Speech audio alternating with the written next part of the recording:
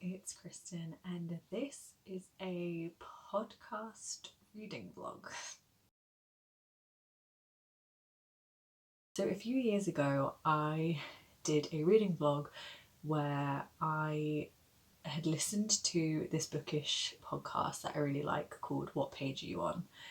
And of like the books that they talked about in like a specific episode, I was then going to go away and read the books they talked about and listen to the episodes and like compare my thoughts to their thoughts and basically just like film that and share it.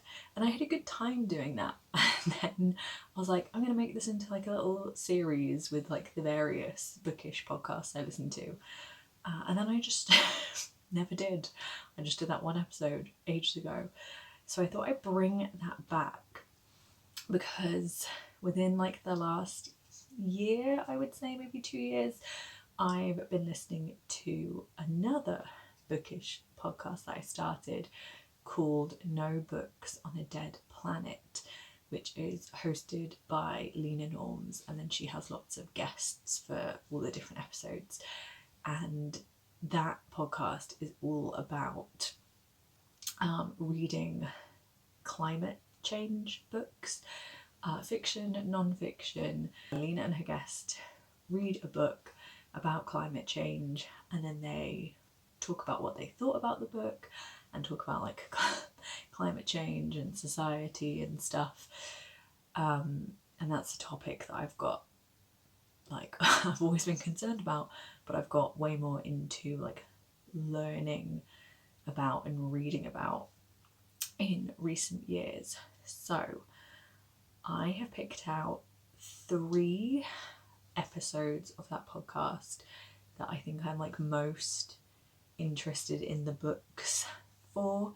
So I'm going to be reading these books and then listening to each like corresponding episode and sharing my thoughts. I'm going to be reading Once There Were Wolves, The Parable of the Sower, and the 5th season. Once There Were Wolves is one that I first heard about through a Lena Norms video, and since then it's always sounded interesting to me. Parable of the Sower is like an iconic book that I feel like I should have read by now, and the 5th season, again, iconic, and I actually own it, and I have owned it for years and I've never read it. So I think this is a good spread because Once There Were Wolves is like contemporary real world fiction to do with introducing wolves back into the wilds in Scotland, which sounds really interesting. Parable of the Sower is like a post-apocalyptic dystopian survival story, and 5th season is like a sci-fi dystopian to do with like some sort of nature power. So I feel like there will be some interesting similarities, some interesting through lines with all of these books. And yeah, I'm excited to finally read these, to listen to these episodes of No Books on a Dead Planet and share my thoughts with you. So that is what I will be doing for this video, and let's get into it. So we're going to start with Once There Were Wolves because I need to return this to the library. I got it out a little while ago, I haven't got around to reading it. Went to renew it again and it's been reserved, so I can't renew it, so I have to read it. This one is one I heard about on Lena's channel a while ago when she was just talking about, I think, her favourite books in general and books that she likes to recommend to people. And it sounded interesting to me. She talked about how it had to do with climate change, which piqued my interest, but that it was fiction, and that there was like a romance love story sort of in there as well, which sounded very interesting to me. And then I heard more about the book and realised that she did an episode of her podcast on it.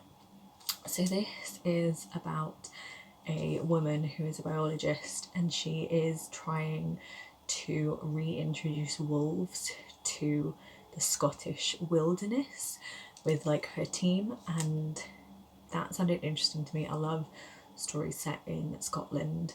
I love stories that have like a forest setting, so that immediately made me interested. And then yeah, I heard that there was like the romance element. She meets this Scottish man and they sort of start talking and have a bit of a bond and an interest in one another. And then I found out when I read the inside of the dust jacket that someone shows up dead and people think that it's the wolves that have done it, that they've let these wolves free in the woods in Scotland, in the forest, and that they have attacked a nearby farmer and killed him. But our main character does not believe that. She's very protective of her wolves. She doesn't think that it was them, but if it wasn't the wolves, then what or who killed this farmer? So all those elements intrigue me.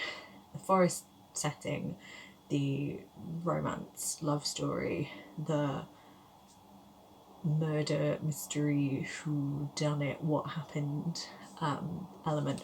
Combine all those three things and yeah, some discussion on climate change and the environment and nature and all that stuff.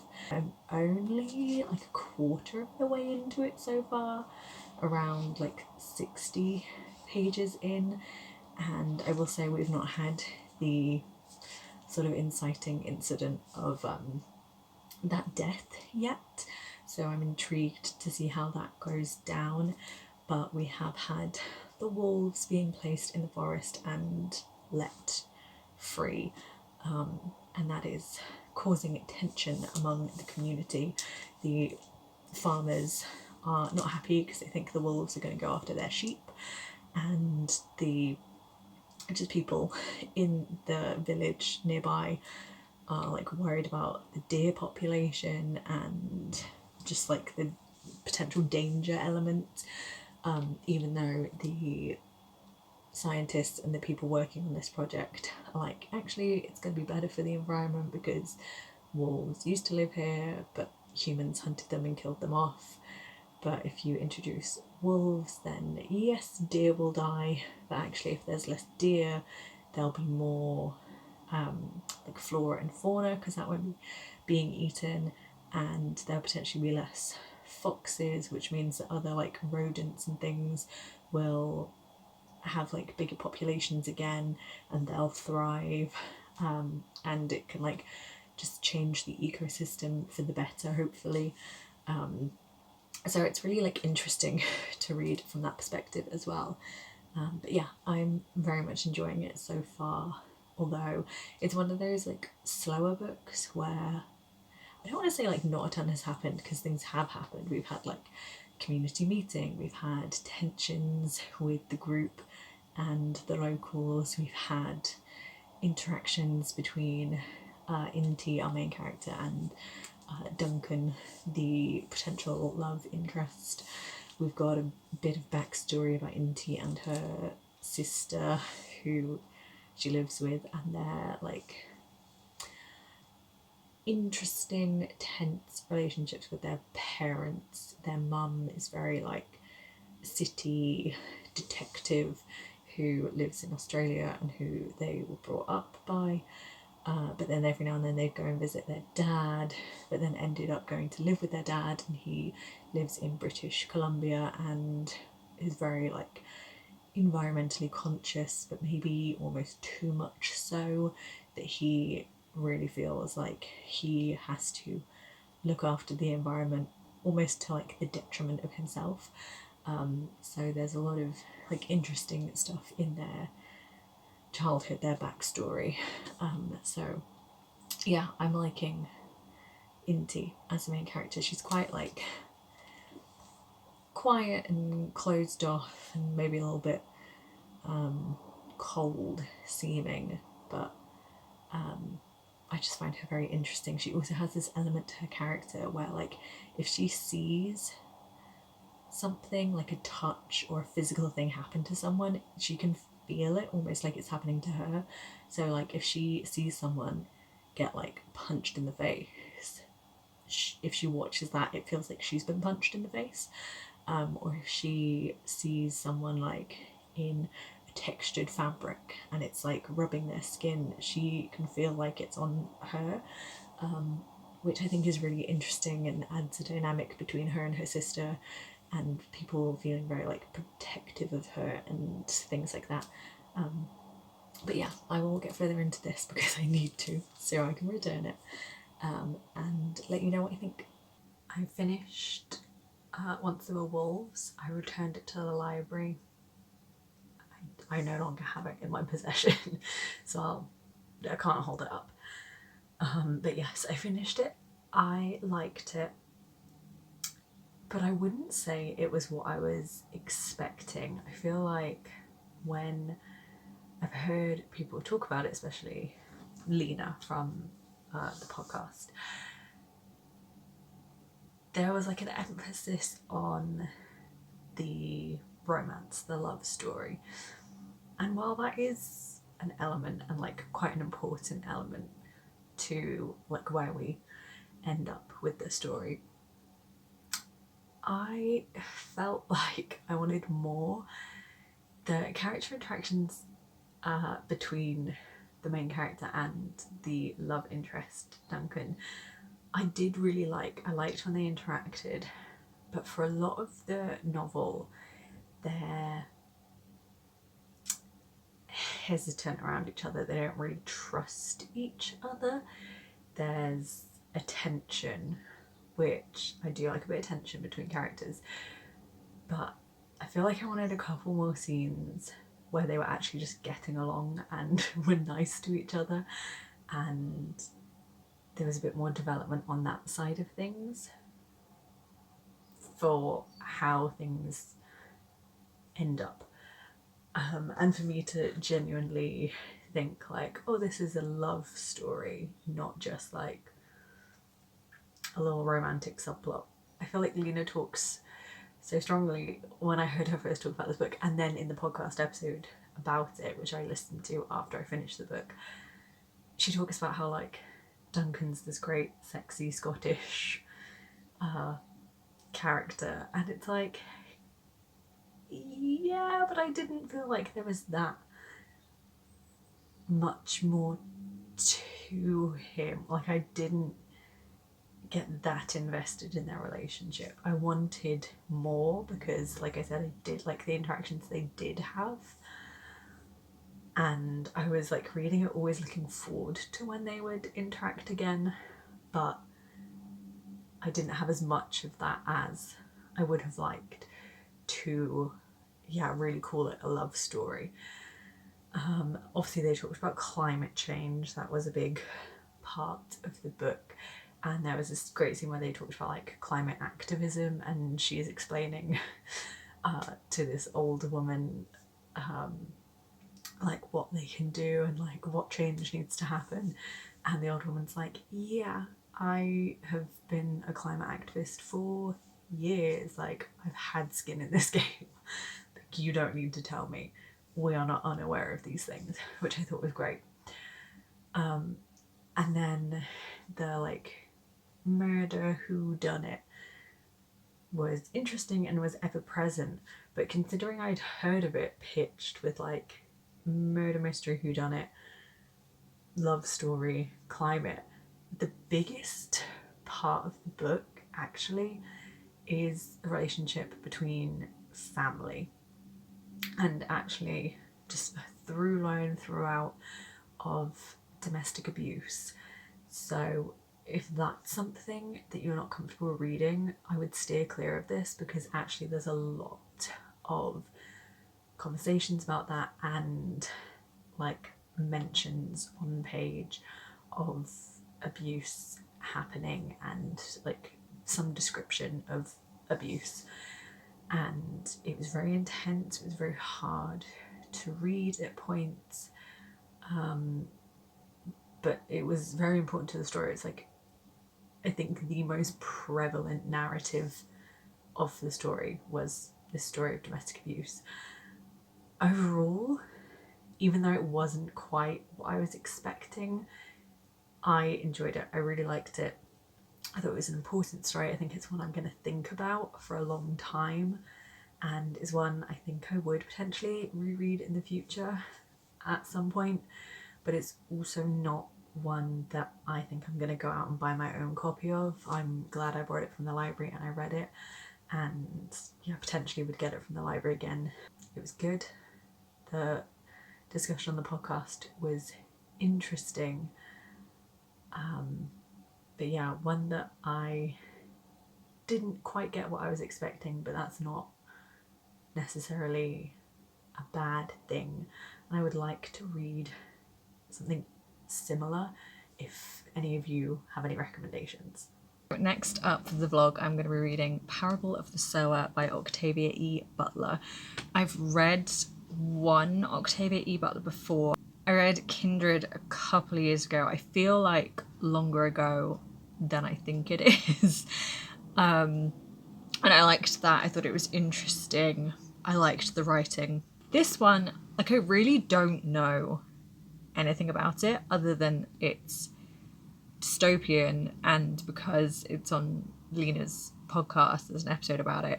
I'm guessing that the dystopian aspect has to do with the environment, climate change, the weather, that kind of thing. I really, otherwise, don't know anything about it. Other than it's set in America and it's told, I think, in like journal entries, and it's set in like 2024 and spans like a few years, which kind of freaks me out because I'm like, that's now, we're in 2025. This was originally written in 1993. So when books are written in the past but set like now and I read them now, freaks me out. It freaks me out. Especially when I'm like, wow, that stuff is actually happening. Or like, no, that was, you know, something you made up, but it was a good prediction. So yeah, we will see. I have the physical copy, but I do have to return this to the library in a couple of days. So I don't think I'm going to finish it physically in time before I have to return it because someone's reserved it after me. But I do have access to the audiobook. So I think I'll start reading it physically and then continue reading it on audio, because tomorrow I'm also going to like the gym to do my strength training session, and I quite like listening to a podcast or an audiobook when I'm doing that, because like the repetitive exercises and sets and reps and stuff, I quite like having something else to focus on that's not just music. So yeah, I think I'll start it physically now between sessions at work while I'm on my break, see like how much I can get through, and then continue on with the audiobook tomorrow. Maybe go back to this at some point, but I am on a time crunch. Into the Parable of the Sower we go. In Once There Were Wolves, I talked about the whole element with the main character where she could like feel the sensations that other people were feeling. Like if someone brushed their hair a certain way, she felt like it was happening to her, or she could feel it too. Or if someone got like punched in the face, she got the sensation of that. Well, in Parable of the Sower, we have like a really similar thing. The main character has, I think, what they call hyper empathy.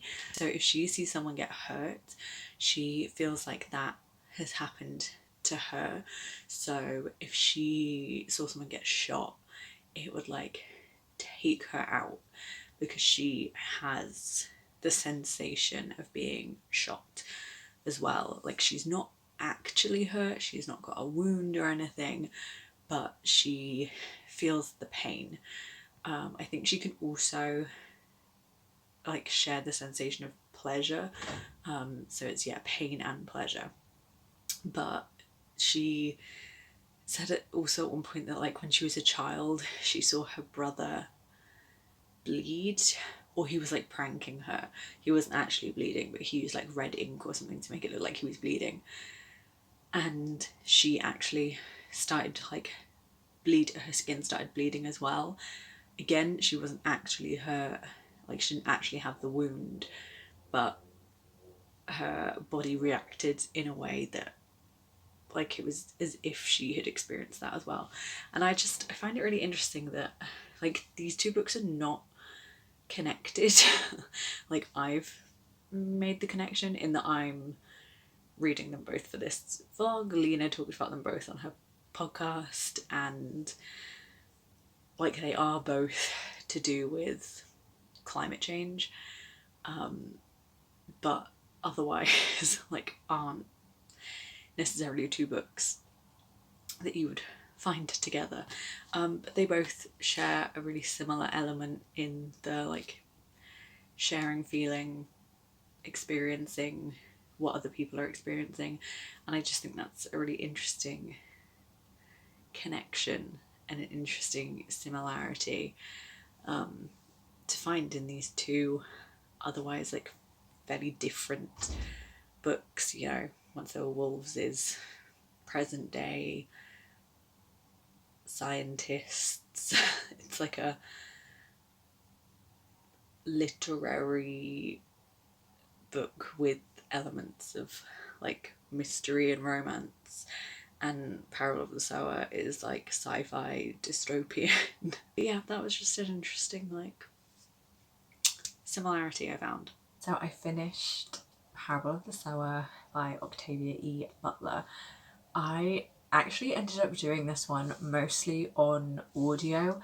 I reserved it from the library physically and had it physically a little while ago, and then got a notification from the library that was like, someone's reserved it after you, you have to return it by a certain date. So I was listening to the audiobook when I was like at the gym and out on my runs, and actually really enjoyed the audiobook that they had on Spotify, because I've also got like a free premium trial at the moment, so I thought let's make use of that. And then I went to return it to the library physically and obviously whoever had reserved it after me had like cancelled that, so then I didn't have to return it, so I held on to it. But still, I mostly listened to it on audiobook and very much enjoyed that.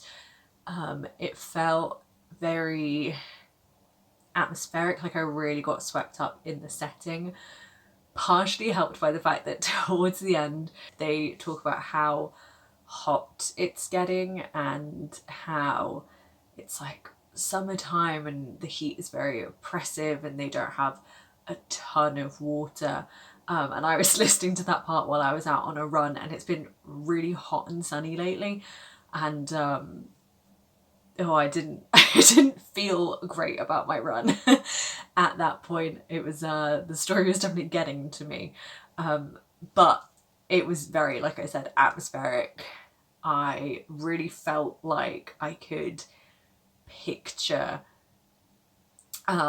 like where the characters were. I really felt like I got the scenario they were in. It felt very real to me. This one I thought was gonna be more sci-fi. I feel like people always picture it as sci-fi, and like it is, in that it talks about science stuff like the climate and global warming and stuff, but it is definitely more like dystopian, post-apocalyptic, if anything, with the scenario these characters are in, having like the world be dangerous and there isn't as much food and water, and the government and like federal organizations and government organizations don't step in as much, and it's just a very dangerous society to live in. It felt like very intense, very dangerous, but also like very realistic and scary and like something that could happen. And considering this was written in the 90s, it feels very on the nose in some respects. Now that this is set now, it's set like 2024 to 2027. But it leaves off in like kind of a hopeful place, and I know that there are more books in this series, so I would be interested in reading those. So if you want like a post-apocalyptic book, I would recommend. I am on to my final book for this vlog, The Fifth Season by N.K. Jemisin. This is a super beloved fantasy novel set, I believe, like end of the world, in like a fantasy setting, where people have powers that are like maybe connected to, I don't know that it's necessarily nature, but like maybe to like some force in the earth or something. I don't know a ton about this, and I sort of don't want to. I don't want to go into it with preconceived notions. I do know like a fairly big-ish twist that happens at some point, so that's kind of annoying. But plot-wise, I don't really know like much. I know it's told through like 3 perspectives, and one of those perspectives is like written second person, so it's saying like, you do this, you go to the house, you wander down the street, and it I think starts with a woman coming home and finding that her son, who has this power that she also has been murdered, potentially by his father, her husband, and that's like where the story kicks off. So I'm interested to see what actually happens. I have had this on my TBR for years, so I'm glad that this video with this podcast is kind of prompting me to finally pick it up. I was always interested in reading it, and then the old book club I was part of decided to read it in 2019. It was our May book club pick, so I was gonna pick it up for that and get into it. And then I was hospitalized. I was ill. I was in hospital for like a week, and then I came out of hospital, and because of like my illness and all the like antibiotics and drugs and stuff that I was taking, and like my recovery, I just had like no attention span. And so a like intense fantasy novel was not something I was about to dive into, so I never read the book then for my book club, and just never picked it up again after that. I think because it's so hyped, I've been very intimidated by it, and because like it's not massively chunky, but it is a chunkier fantasy, and I sort of fell off reading those for a while, but now is the time to finally get into this and see how I like it, see what the connections to climate are, and then I can listen to the podcast episode and see what Lena and her guest thought of it. So I will update as I go along and let you know my thoughts. I'm 76 pages into the 5th season. We've had like a few different perspectives. We've had the perspective where it's like second person, so it's just saying like, you do this, you did this. We've had a few of those which are interesting, and like we really get an idea of the kind of power that certain characters have. And then I've had a couple of other perspectives, more like third person. I think like building up the world, really, because we are sort of just as a reader, you're thrown into it without much explanation of like what everything actually means. And so it's been like a bit to get into it. But I am like intrigued, I'm interested. I want to find out like more about how the world's got like this, like what things mean, where we're going with the plot. So I am interested. I've just like done stuff around the house. I've just done the washing up. I put a load of washing on, and it's still like another 40 or so minutes until anyone else is going to be home. So I'm going to use this time to try and read like a chunk more, try and get to like 100 pages, I guess. Yeah, it's like, it's kind of slow going, getting into it, but like you're getting enough information that, like I said, I'm intrigued. I want to know what's going on. And I don't feel like I'm being bombarded by stuff. But yeah, I do want to know a bit more about like what's actually happening. But already we have like a one of our main characters in the you perspective. Essen, I think, is the name of the character, who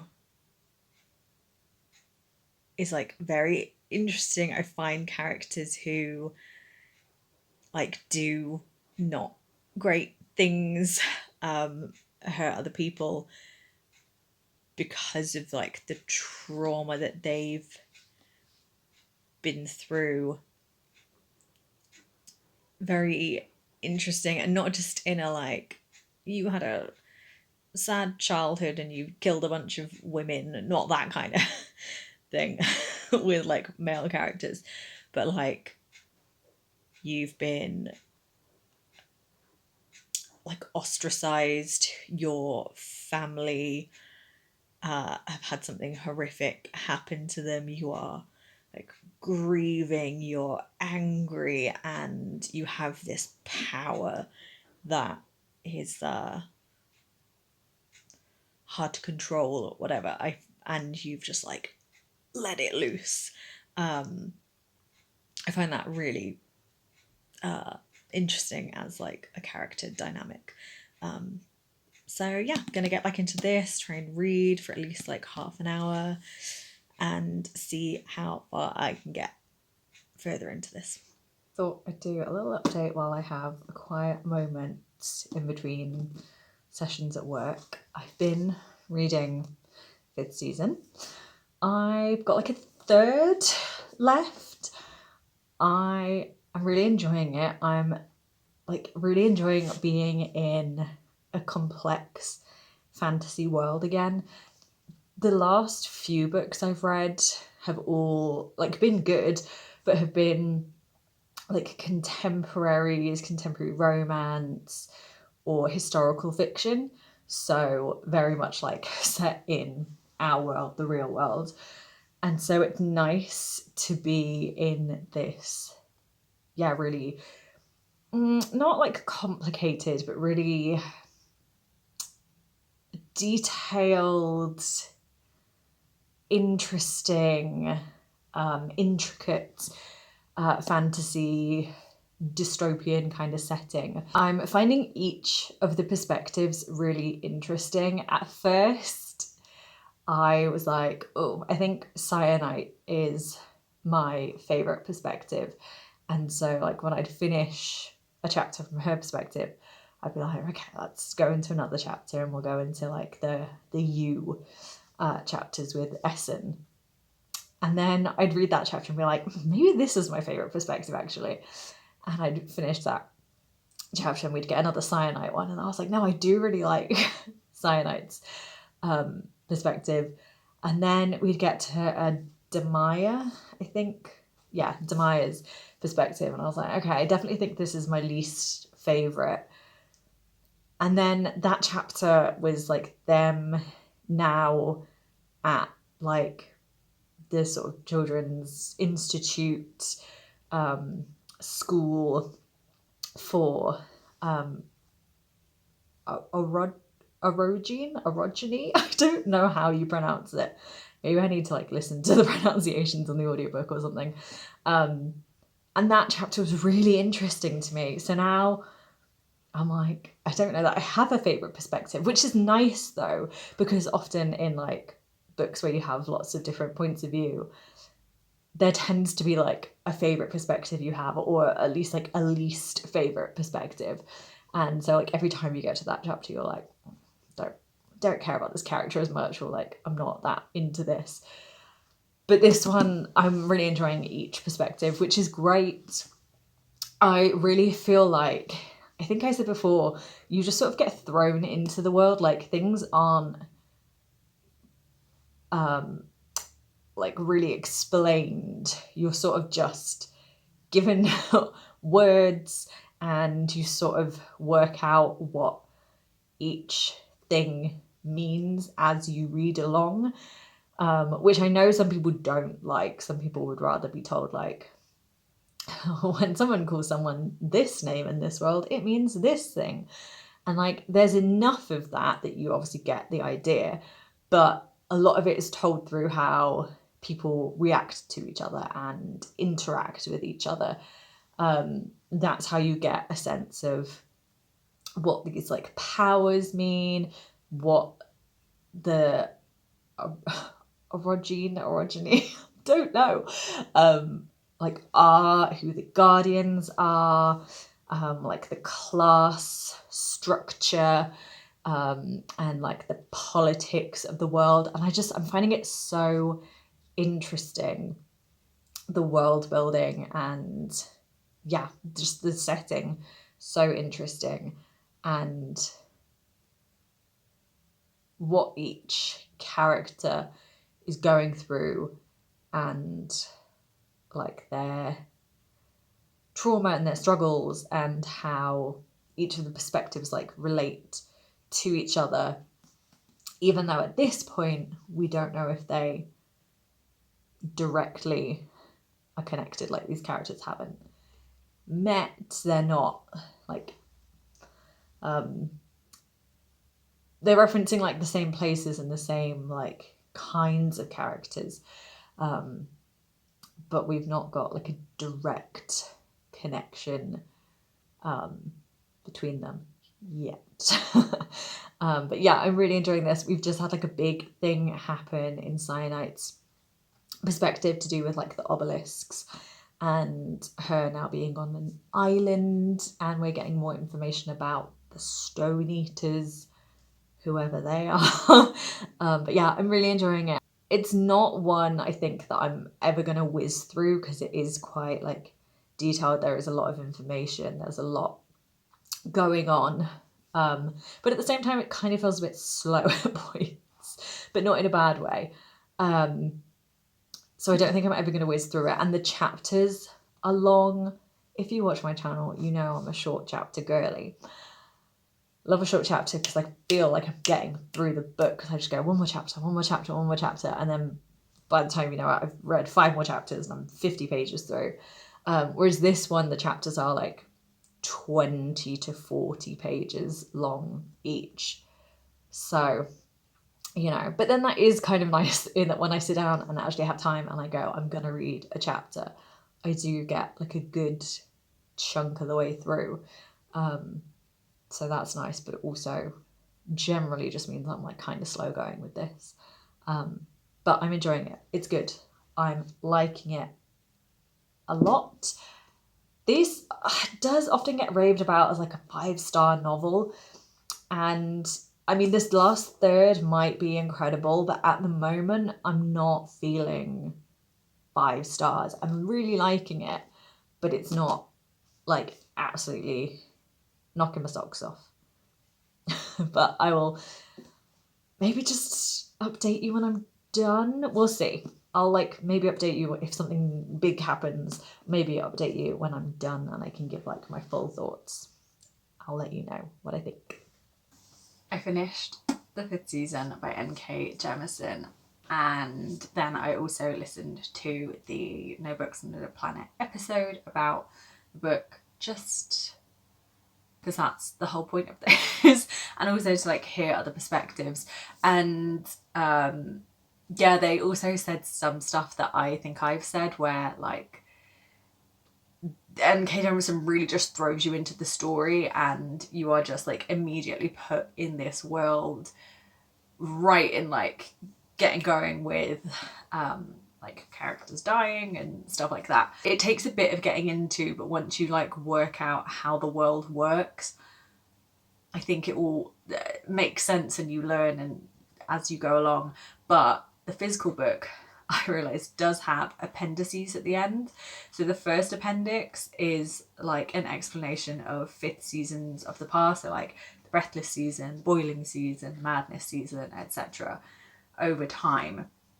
And appendix 2 is like a glossary, so it tells you what certain words like coaster, breeder, engineer, that kind of stuff are. And there is a map at the beginning, which I sort of forgot about and didn't refer to, but there is all that stuff there. So like when you're just being thrown into the story, you can like reference things if needed, which I appreciate. This took me a little while to read, partly because I, on some days, just didn't dedicate much time to reading, and so I would like sometimes only read like 5 pages on a certain day. Other times I read like a chapter. But then there were times like yesterday when I didn't have anything going on, and so I was like, I'm just gonna read a bunch, and I read like a quarter of it and finished it. So, and partially it took me a while to read because it is quite intense in terms of like, there's a lot of traumatic stuff that happens to the characters, like in the different perspectives, a lot going on. And also there is a lot of world building. So although I found that really interesting and it definitely got me swept up in the story, sometimes it was like not super slow going, but I felt like I needed to concentrate and focus and take my time with the story rather than just like whizzing through. But I did love the world building. I thought it was so interesting. I think the discussions on power and class was really interesting because we have the origins. I think I was calling them orogenies in a past clip, but surely it's origins. That's just me being silly. The origins have this immense power connecting to the earth and being able to like control like sort of weather and natural elements.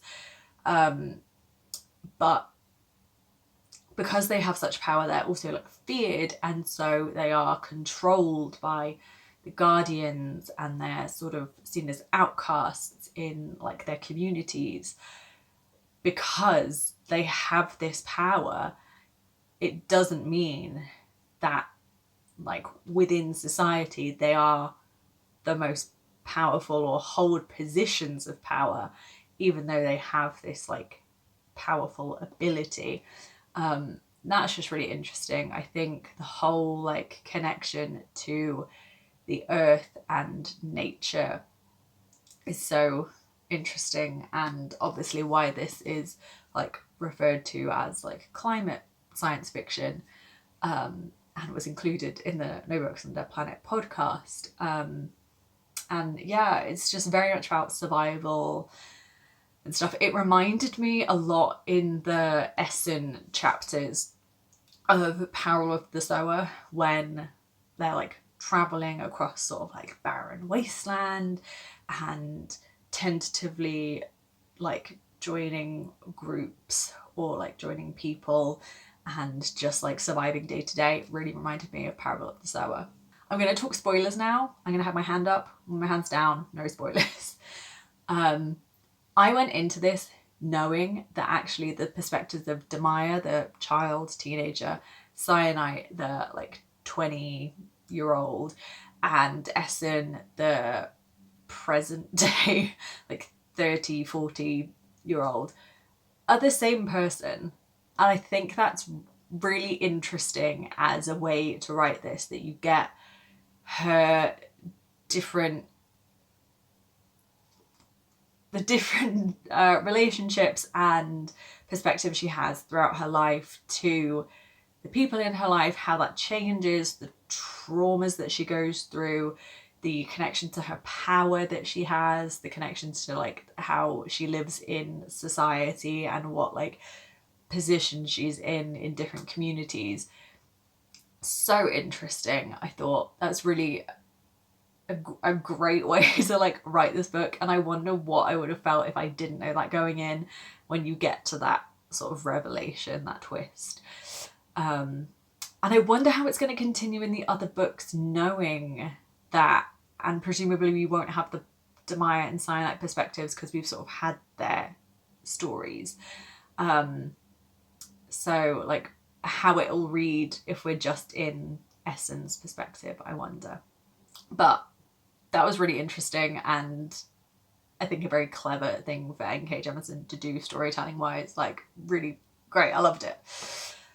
I also like how queerness is so like natural in this. There's one, maybe two trans characters, and it's just like a part of their character and mentioned like sort of in passing as just part of who they are.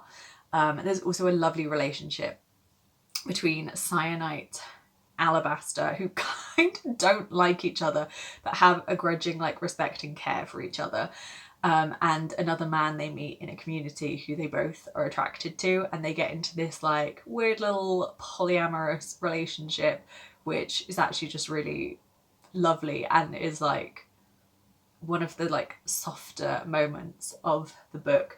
And I think it adds such an interesting element to Alabaster and Cyanide's relationship. I really loved their dynamic in particular. I think there was like real growth to them, and the fact they get to a point where I think they love each other even though they don't necessarily like each other. And they, yeah, respect each other and care for each other, and like have to make really tough decisions in their lives, and just have like huge amounts of trauma as separate people and together as like a pair. But yeah, I really loved seeing the different character dynamics throughout, and like how relationships change throughout. And I think N.K. Jemisin's just created such an interesting world and characters, and I will definitely be reading on in this series because the ending leaves off on like a bit of a cliffhanger of like what on earth is going to happen next. I need to know. So that is it for this reading vlog. I've read 3 books to do with like climate change, which I think definitely in parts relate to each other. Like I said, I think this relates to Parable of the Sower in some ways. I can see some similarities. And then Parable of the Sower and Once There Were Wolves had some elements that I thought were similar.